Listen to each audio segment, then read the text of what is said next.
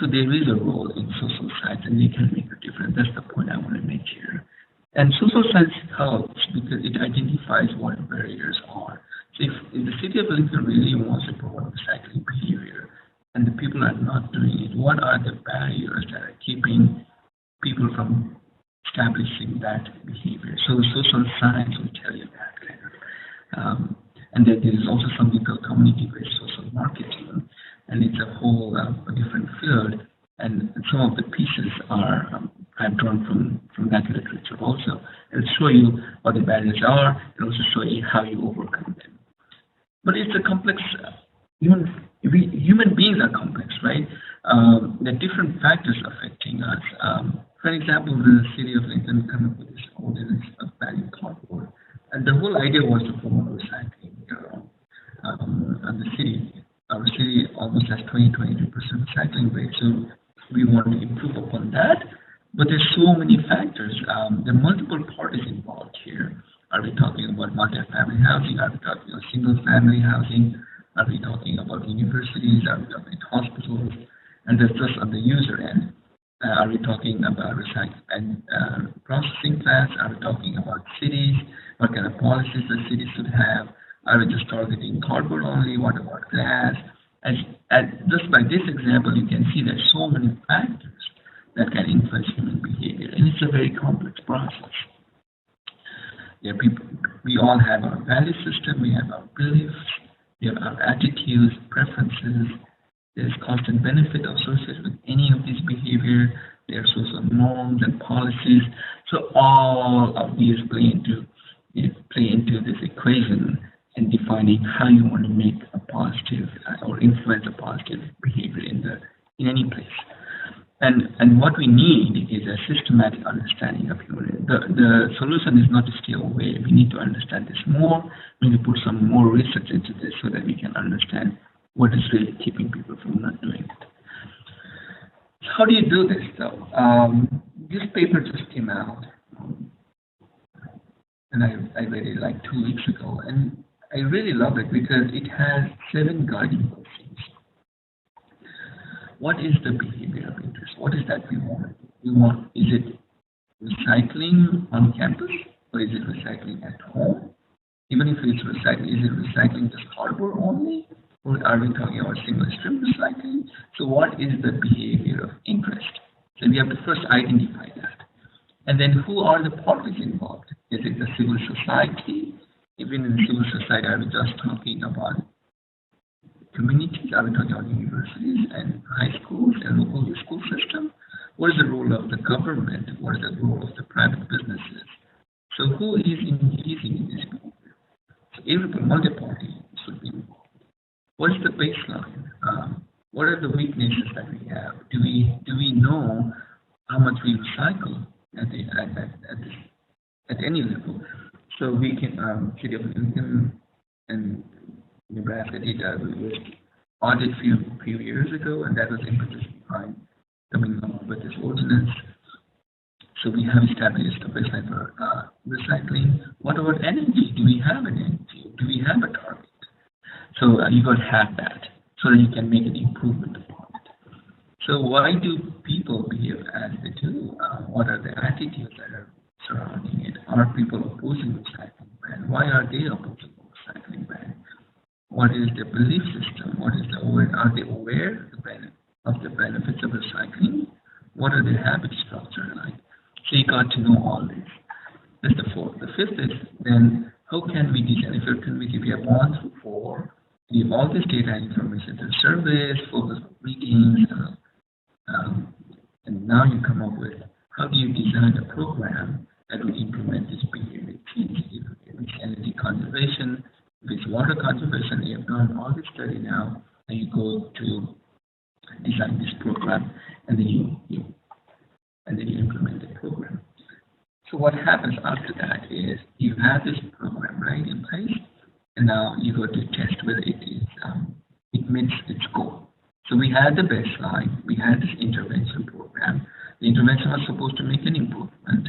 Did it make an improvement? Was the result desired? Did it produce the result that we wanted it to produce? So that's the second test. And the last one is, so after going through all these processes, because we have to continuously improve, right? Because people change. There's influx of people every time, attitudes change every time, right?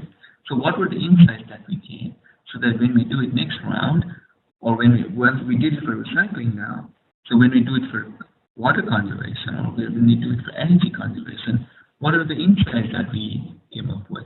So what can we learn from our study? So these are the 7 steps that Reddy came up with, and that is really, really helpful to really think about the situation, the problem, and I love it a lot. So coming back to this million-dollar question, how do you establish a pro-environmental behavior or pro-conservation behavior? There are different approaches. I mean, economists have their own ideas, psychologists have their own ideas, behavioral economists have their own ideas. But when you read all this literature, basically it boils down to 3 approaches. Number 1 is you got to promote awareness. If people don't know the benefits of recycling, if they don't know why energy should be conserved, if they don't know that Lincoln is one of the most vulnerable cities for water, how can they make that change? So you got to educate. So education is the first part. The second one is you have to have some kind of incentives involved. When I read psychology literature, financial incentives are often not given. But there has to be some kind of incentive because we're talking about people. There has to be some incentives involved. And then those incentives could be other factors also, like bragging rights. We've done competitions here on campus that really motivated. We have done pizza parties. Those are incentives. It doesn't always have to be monetary, but it has to be related to some kind of, what do I gain from this? You have to be able to answer that question. And then you can always nudge behavior. When I say nudging here is something like framing. When you frame, like if you really want city of Lincoln to be green and sustainable, you come up with creative ideas like you're entering a green city as you enter the airport, or as you approach Lincoln's milepost. You start continuously putting the signage as you enter Lincoln that you are entering. You give that a sublime message to people that this is a recycling-friendly city. We care about the environment. You frame that right there, and also you sign pledges among people, and then you talk about pledges. You sign commitments. I commit to recycle, and those are small. Those are not financially motivated, but it really is helpful in stepping from point A to point B. It has shown that it's helpful. These are all backed by research. Okay. So I've just talked about humans. So I'm going through the stories that I want to tell. I just want to sum up what we've talked recently. So humans are responsible for a lot of environmental pollution, right? Carbon emission that's going on in our planet. But when people are confused on what is the right strategy is, and there are strategies that researchers have found out that could be beneficial in changing people's behavior and providing knowledge, providing incentives, providing nudges. So those are some of the approaches that one can take to change people's behavior, be that recycling, be that healthy eating, be that water conservation, be that energy conservation. This is true for all these cases. Any people's behavior you want to change, these are the basic standard things that you have to know. So how have we used it at the university? How have we gone from understanding this? How has that helped university go from point A to point B? So those are the stories from my experience in the last 2 years, 2.5 years. So first and foremost, I think people need to know that University of Nebraska Lincoln, or any institution, the city of Lincoln or the state, is committed to this cause.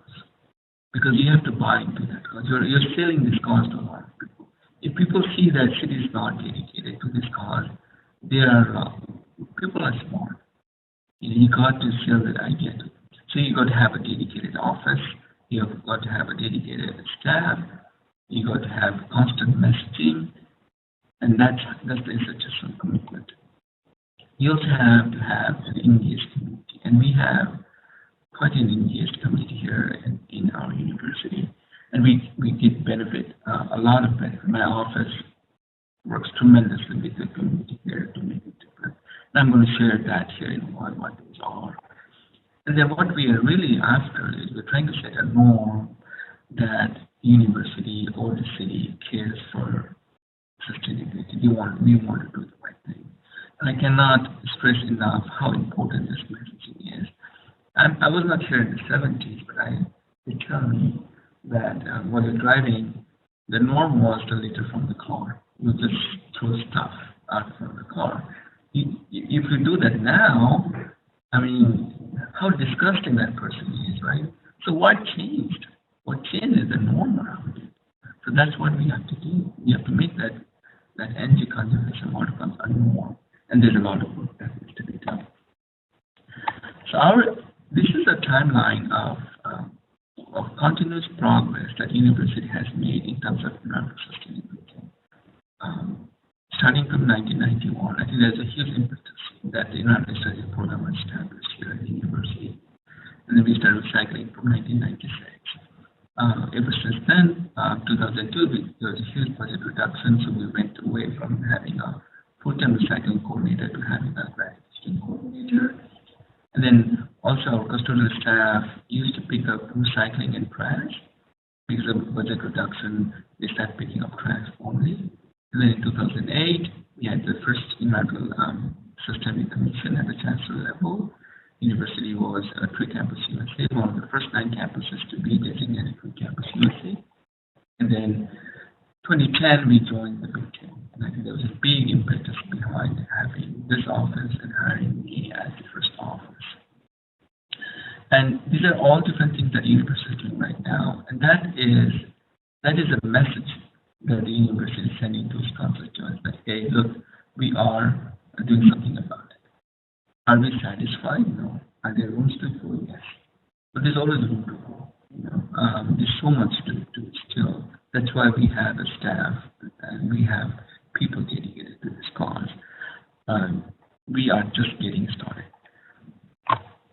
I talked about community engagement, and this is one of the, because we are a land-grant university, we have to work with academic affairs. And what we do, what the office does is, we work with lots of faculty. Just the spring of 2016, this year, there was 4 courses that I worked with. Almost 150 students were doing different projects under sustainability. So we provide them with learning objectives, experiential learning. For an example, Architecture 107, San Busca's class. There are 50 students, each of them have to do 12 hours.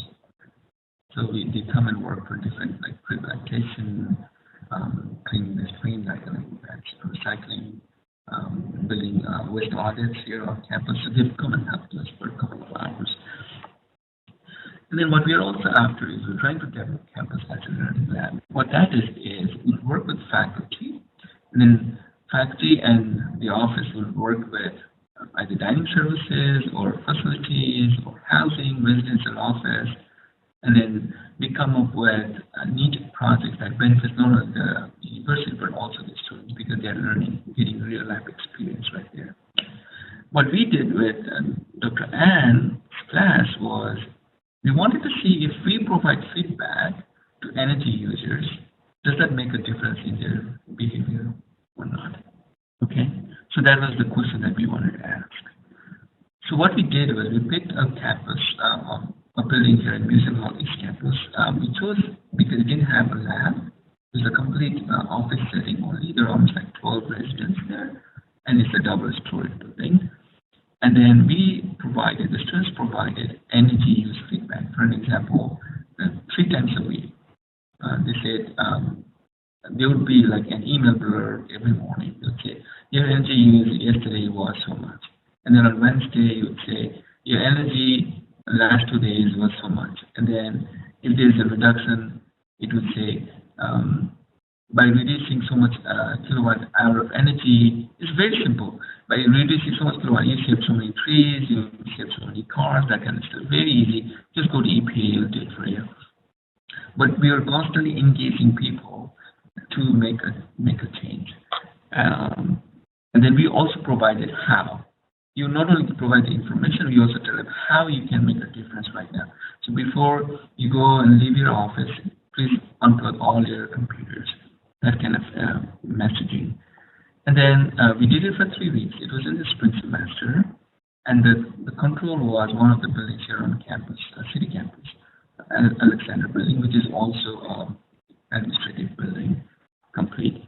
What we found out after 3 weeks is that we were able to reduce almost 14%, 13% by energy use during that time span, which is huge. Energy is number 2 cost for the university. If we could only come up with 2 or 3% saving, that is a huge cost savings for the university. So it was a huge learning lesson not only for us. We benefited not only from this, but also this was benefited a lot because they used the techniques and how that has helped us going forward is now we are doing a pilot study in 20 other buildings here on campus. Harding Hall is one of them, and we are providing them with energy building dashboard. So all those monitors that you see in Harding Hall has energy feedback, instant energy feedback, so the users can see what the impact has been. And then the goal here is to start an energy competition between different buildings. And you can see that in real time. And the study recommend that we do more of these education and then also reward the energy saving employees. So what I forgot to talk about incentives. So if they would participate in this program, we would give them a water bottle. So it was not a whole lot, but for a very low incentive, and they got a water bottle, and we made sure that was one of the incentives for them. They were very happy with that. So that is one activity that we've done as a cooperation between academic affairs and the office. The other one is our students are everything. There's a reason why I come to work every day, and I love their ideas, the energy that keeps me going. And we've achieved a lot. I think we've driven campus a lot forward from where we were 2 or 3 years ago. These are some of the examples. We are on the styrofoam-free campus. It started with one student starting a petition drive at change.org and getting 700 signatures, and then the student body president listening to him and talking to the right of authority. Because that is very, very important. You got to have that. You have to balance that power play here. Okay, and this is not only it was a UNL initiative, but all the 4 campuses at the NU system are now styrofoam free. What that means is you cannot use state dollars to buy any styrofoam products on campus. So the other thing that I'm really proud of is starting August of this year, our union start composting. It might look very small, but we produce almost a ton of food recycling from the union. And we're also looking towards to extending this program to organic homes. And right now we're looking at, we are in phase 1, which is just the pre-consumer waste. So what is really good is we were having this meeting with all the vendors at the union, right? So there was runs up, Valentino's, all these different vendors that serve the union. So because the students are so passionate about it, I heard that Valentino's and Runza is also looking forward to start composting in all their locations. So that was really, really big. Also about the styrofoam, our Dunkin' Donuts is the only Dunkin' Donuts outside New York that has this styrofoam-free cups. There's we've achieved a lot because one and a couple of group of students have made a difference. They thought that they have to drive campus forward. We work with them and we work together to drive campus forward. Zero Waste Initiative. The students right now are doing waste audits of academic buildings. We're cutting open trash bags and seeing what is out there. We've done it to 4 buildings in the spring of last year. We found out that 70% of trash 70% of what is in the trash can easily be diverted. Those are all compostable. So right now, they are all going to landfill. So how can we make our campus deleterious? So that is a conversation that we're having. We got to do more research. I'm pretty sure when we come, after the research is done, full-fledged, whatever the report is, we're going to do due diligence to it and then make the right decision so that we can drive the campus forward. And game day recycling is also huge. I was just looking at data. I don't have data for last year and this year. We produce almost, on average, 12 to 13,000 pounds of plastic. They all used to go to landfill each game day, but still. And we started as a petition from one student, and I changed it to warranty, and then the chancellor and athletic director, they all came together and decided that we have to make the right thing. So now I'm proud to say that all the home games here at the university and the football games, we do recycle. The last number I saw was almost 60%. We went from 0 to 60% in 2 years. So it's a huge progress, step in the right direction. And right now, this is the most exciting thing. Almost 80% of our students voted towards this green fees. What it means is almost $50,000 is in this part of in this bucket. The students can write grants. They might have an idea. Now this idea will be funded by this green fee, and then they are the primary beneficiary of it, because you can write in your resume that, look, I had an idea, I wrote a grant, I got the grant, and I know where my idea works or not. So it's a really good thing for the student, or the student purpose. For us, it is a good thing because also it is a symbiotic relationship, right? Because lots of our, and you know, this is a state university, resources are always limited. But I think this is a step in the right direction and also drives the university forward.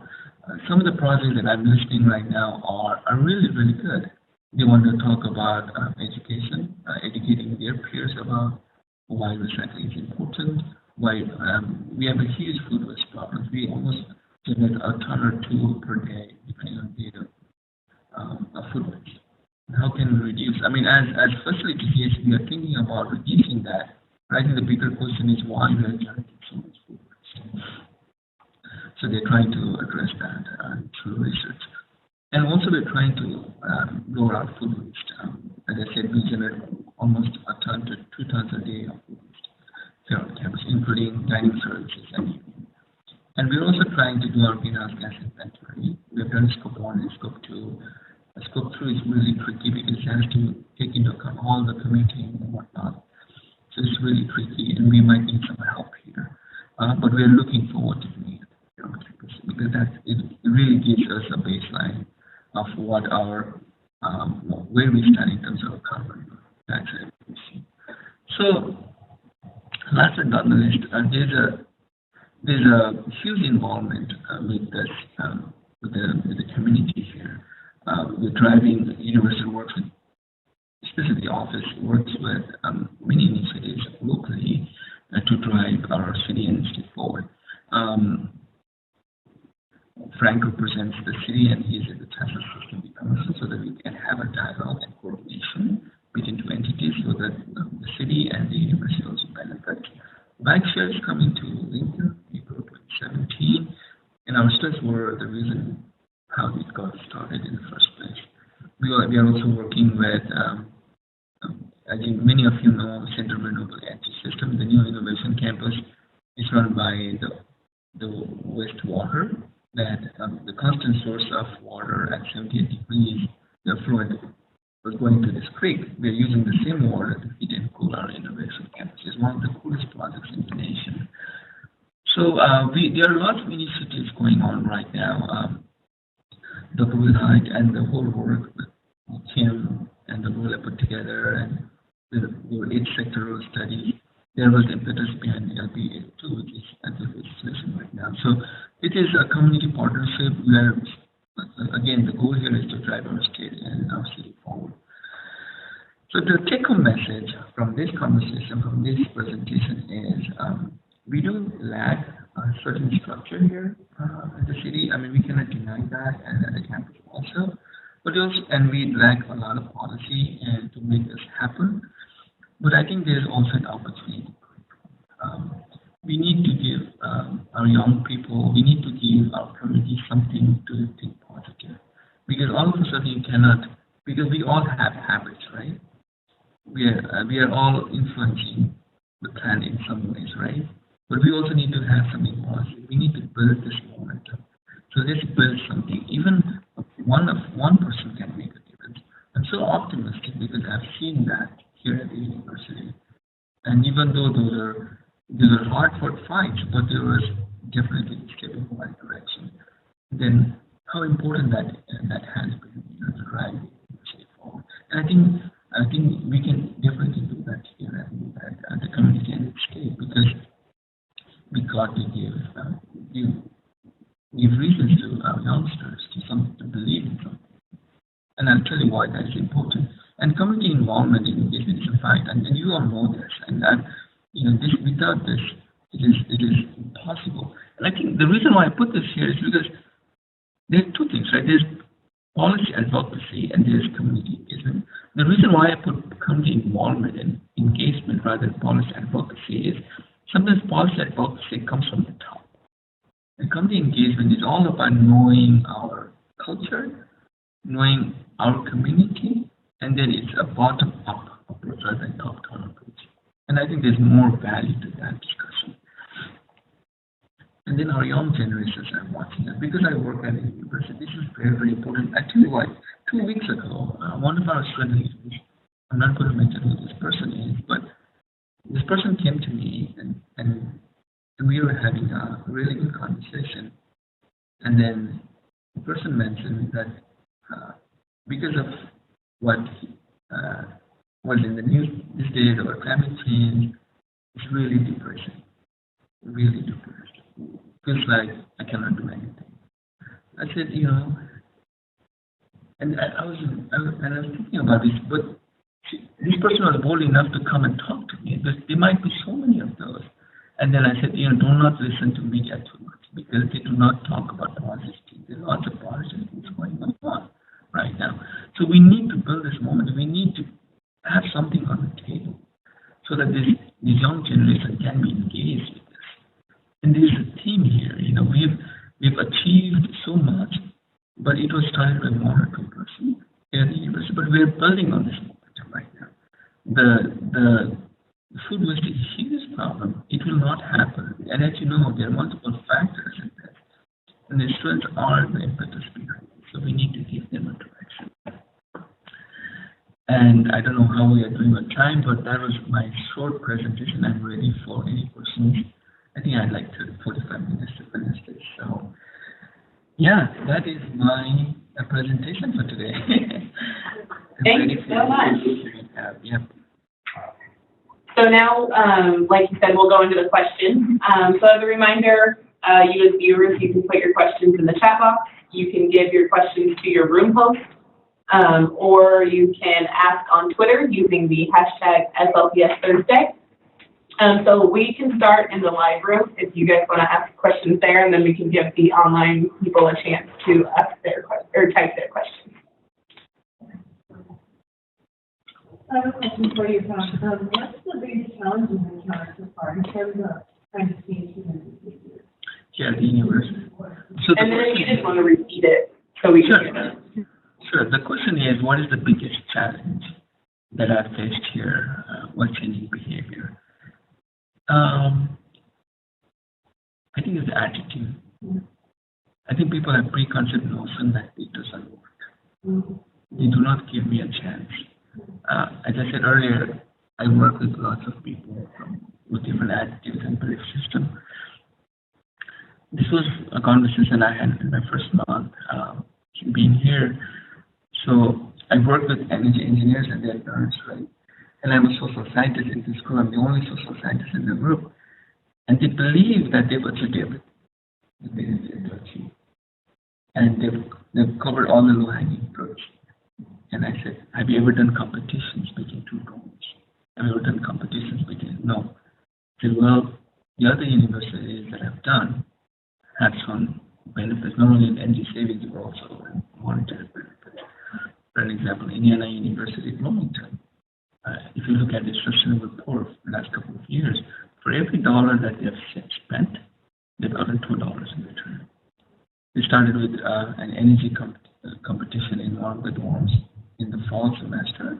They went from doing from once every year to twice every year to twice every semester. Significant reduction in water use, significant reduction in energy use. So I think that is the biggest challenge that I face.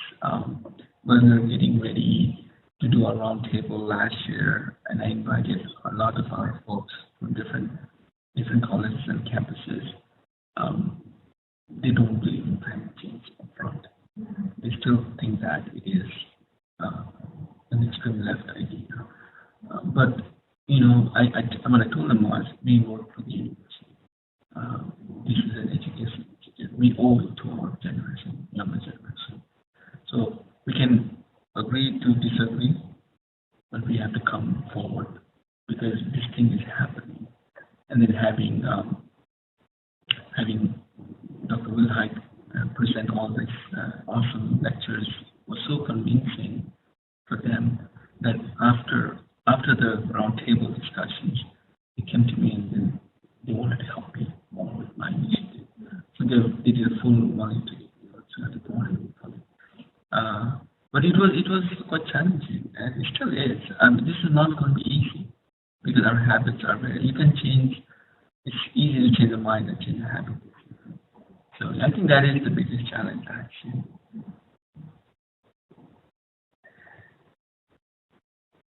Are there any questions online? Yes, there are. Okay. So one is regarding Tree Campus USA, how does tree planting affect the native prairie ecosystem in Nebraska? I'm not an expert on this. Most of these are through landscape services. But I can get back to you. Eileen and Emily, both of them are my awesome friends. So I have to count on an expertise because I do not want to give wrong answers. I'm not an expert on that. But that's a great question. If I know who the person is, I can really get back to him or her. Okay, yeah, you can send it to me and I can pass it along. Okay, another one we have is, many of your solutions focus on personal choice as the main problem. Small actions collectively can make a big difference and does not involve new expensive technology. Do you first focus on small choices making a big difference, or are new expensive emergent technologies first on your agenda? Well, that's a great question. I don't think it's mutually exclusive. I think you have to have both of those because the challenge is our university. Our energy engineers put forward a 5-year energy management plan, but they want to reduce energy use, which is directly related to our carbon emissions. From 2010 to 2015, the goal was to reduce energy by almost 30 to 40%, and they did achieve that. That's why they were so confident in their technology. But technology continues to improve and change, right? So you got to do both. I don't think one. Obviously, efficiency are better. Research has shown that, and then personal engagement is important. The way I see personal behavior is you not only do it because you want to make a difference, you also do it because you are engaging the community. Because if I was the only person recycling in the city, would that make a difference? We all recycle because we believe that everybody else does it too, right? So that's why we are building this momentum around it and setting a norm for the city. I think it's both. I don't think wherever you go, I mean, any university that I think everybody is doing both because the nature of the beast is so huge that you have to have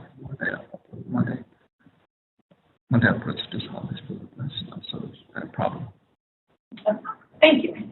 Yep. Another one we have is, how does design fit into your overall plans at the university? For example, design of equipment and utilitarian objects as well as buildings. Oh, a lot.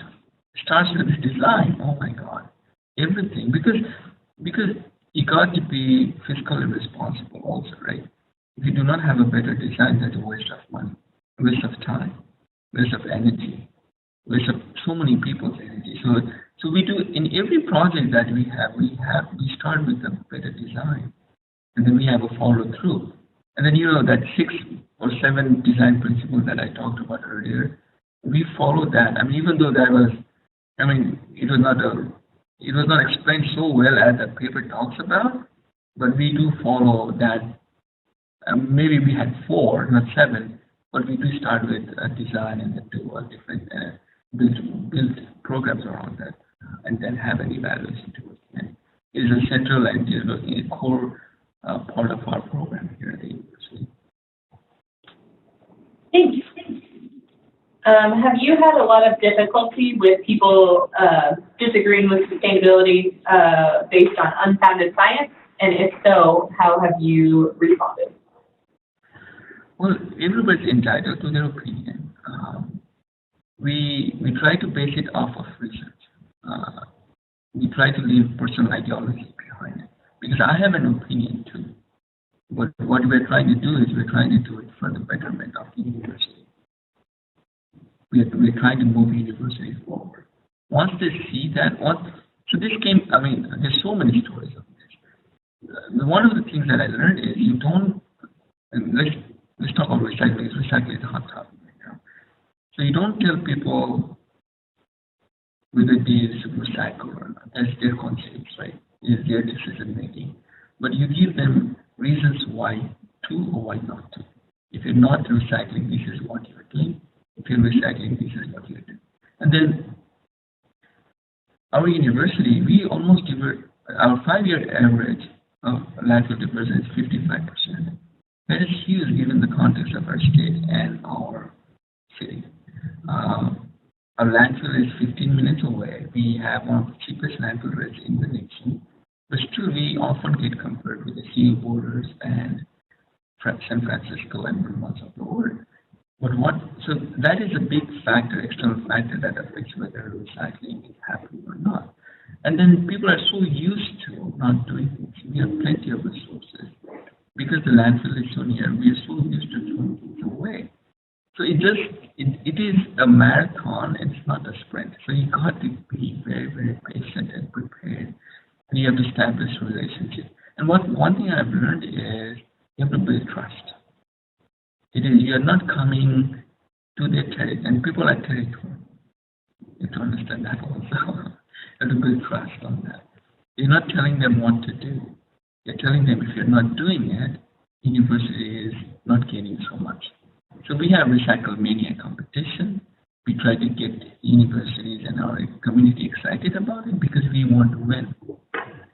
We have game day challenges, which is once a year, one game day in October, you compete against all the other stadium football, home game. All the universities that have game day recycling or whatever you call it, and they participate in this, and then we have a mini Big Ten of our own, and we also have a energy competition in the spring. It's called Energy Unplugged.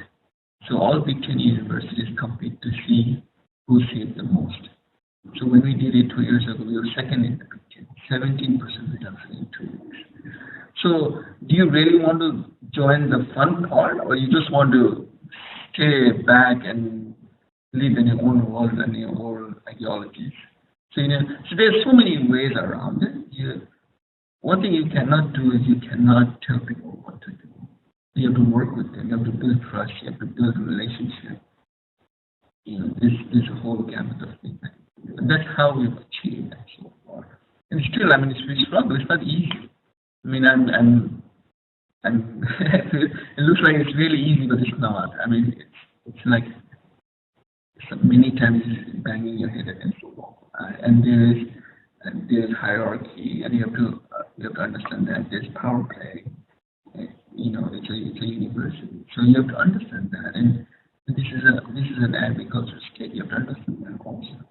So you have to put all the culture in context of everything. That's how I started this presentation today. Everything is related to the culture that exists, that's prevalent in the society. So I don't know if I answered that question or not, but that was a long answer to that question. Yeah. That is very interesting. Yep, so it looks like that's all the questions we have, so thank you. Our next presentation, if you just want to go to the next slide on there. Sure. Oh, next one, yeah. So our next presentation will be hosted by Metropolitan Community College on November 3rd, and will be on the arts and humanities. So thank you again, Tom, for that wonderful presentation. Thank you to Jocelyn for hosting, and thank you to all of our viewers for attending. So we will see you all next month. Yeah, thank you so much. Bye-bye. Thank you. Bye.